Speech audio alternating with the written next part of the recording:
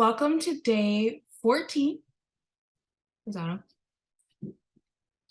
Whenever I start talking, he has to jab my leg with his nose, and it's as adorable as it is adorable. Okay, it is day 14 of POEMVEMBER 2022. Today's poet inspirer is Antler the poet, who is one of Milwaukee's resident poets. He is a little reclusive, and this is okay. He lives on the river in Milwaukee, and his poetry has been formative for my own writing and thinking about the universe. My dog is stuck in the room. I'm back. What was I saying?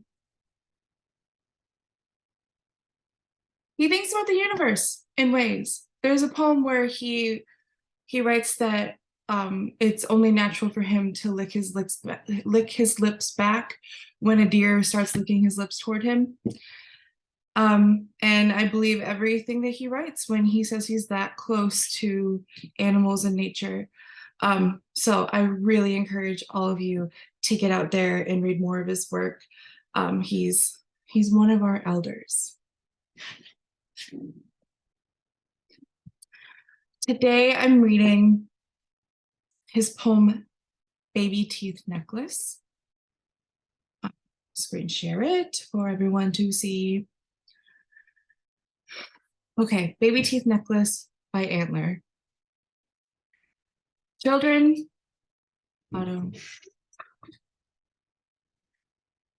should save their baby teeth.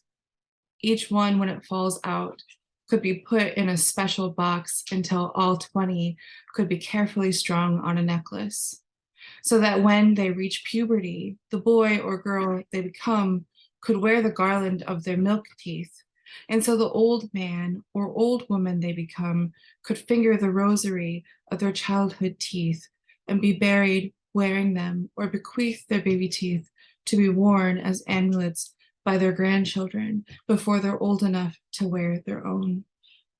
Prompt number 1, inspired by Babyteeth Necklace.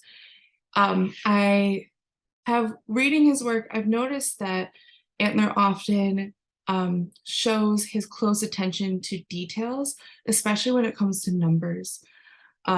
So here's a few examples. There's at least one poem where he talks about the number of miles between the Earth and the Moon. He talks about the percentage of the brain humans use at any moment. He mentions the number of years he has lived with his soulmate and at what age they met. And then the other example is he talks about the number of how many fresh new genitals the redwoods form every year in order to create more redwoods. This seems very important to him and this poem, because I didn't know we had 20 baby teeth. Most of us typically have 20 baby teeth that we lose before the age of 3. I didn't know this. And when he adds these types of numbers and like natural phenomenon to his poetry, he builds a context for his argument. And I would say the argument of this poem is for why we should keep all of our milk teeth or our baby teeth, which goes, like, the whole poem is about building significance in a part of our body that has fallen out and passing it down through generations and treating it like a rosary, which inherently is a very symbolic, meaningful image.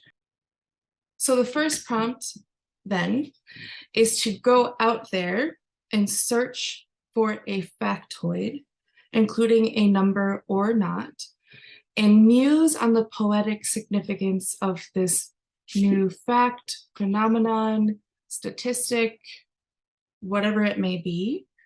And I'd like you to ask yourself, do you believe every number is already a poem? And do you see every fact as another access point for a poem to burst forth?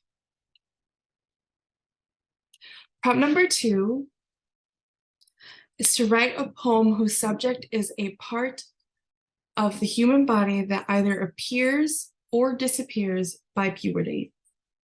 This part of a human can be tangible or intangible. You choose, but it must act as a metaphor for something else that is happening in your poem. So think of this part of a human as an extended metaphor that acts as a form or scaffold or structure upon which greater meaning is formed. I also want to offer, like, maybe the visual shape of the words on the page can represent either the meaning, the greater meaning, or the part of the human. Prompt 3 is to consider the idea of bequeathing. Bequeathing. It's too similar to another word that we should not be ashamed of saying. Consider the idea of bequeathing and separate the typical definition of bequeath from the word, like assets, estate, money given after someone dies, and think about other ways in which energy, genetics, or natural earthen gifts are bequeathed down generations or of family or friends or people that were unknown to the deceased. I think you'll see that this prompt is intentionally vague in some places, because not everyone is deciding to pass down possessions, like physical possessions, to other people when they die. But consider what is left after you die or someone dies that is for another person. Okay. So today's featured poet was Antler the poet. He was published by City Lights. Ginsberg stayed with him when he came to Milwaukee and incited riots. He's a really important poet for Milwaukee poets, eco poets, and all type of American poets. So please check out his work. We should celebrate our poets while they're living. Tomorrow's poet for November 15th is Lucille Clifton. I don't have to say why. I am choosing her as a poet inspirer because every single one of her words, seriously, her word choice down to every single word is an inspiration in itself. So I'm very excited to choose just one, probably two actually, probably two. Poems by Lucille Clifton as our prompt. Inspiration. And then after that, we have Heather Crystal, who I'm an unabashed fangirl of.